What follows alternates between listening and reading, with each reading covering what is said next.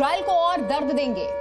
Khamenei की तरफ से बयान दिया गया है। इजराइल पर हमले पर खामेनेई का पोस्ट सामने आया है बकायदा, और ये कहा गया कि हमले जो हैं वो और तेज किए जाएंगे। देखिए, इजराइल को और अमेरिका को, दोनों को ईरान की तरफ से धमकाया भी जा रहा है। एक तरफ ईरान ये कह रहा है दीपक जी कि अमेरिका के जो सैन्य अड्डे ठिकाने हैं इजराइल में उसको भी हम निशाना बनाएंगे, और दूसरी बात ये खामेनेई की तरफ से ये कहा गया है कि हमले और तेज होंगे, अभी तो ये शुरुआत है। और जिस तरीके से रविंद्र जी भी कह रहे थे कि अमेरिका में देखिए चूंकि चुनाव भी होना है, क्या वाकई अमेरिका इस सिचुएशन में, दोनों लीडर्स बयान तो दे रहे हैं पॉलिटिकल फायदे के लिए चाहे सही, खुल के सामने आएगा युद्ध के लिए अमेरिका, या फिर अभी भी इसी तरीके से ये जो अमेरिका की हमेशा से स्ट्रैटेजी रही है किसी भी इस तरीके के देश के साथ कि हम साथ में हैं, हम साथ में हैं, कभी भी वो फ्रंट फुट पे नहीं आता है, जानता है कि अगर उसका भी नुकसान होगा या इस तरीके की चीजें होंगी, अमेरिका इन चीजों में कभी नहीं पड़ता है, बैक सपोर्ट होता है, फ्रंट पे कभी नहीं होता है। लेकिन क्या इस युद्ध में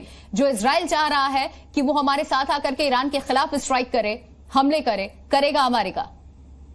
आपको याद होगा जो एक्सपर्ट्स बैठे हैं कि जब बीबी नेतन्याहू गए थे यूएस कांग्रेस को एड्रेस किया था इसी पिछले महीने या उससे पहले, उन्होंने एक चीज कही थी कि जो हम लड़ रहे हैं इस एरिया में, हम अमेरिका की प्रोटेक्शन के लिए लड़ रहे हैं। Israel is actually protecting America, ये उनके शब्द थे।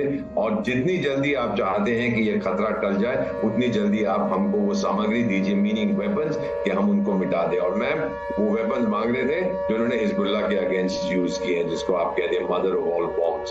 एक Zee News.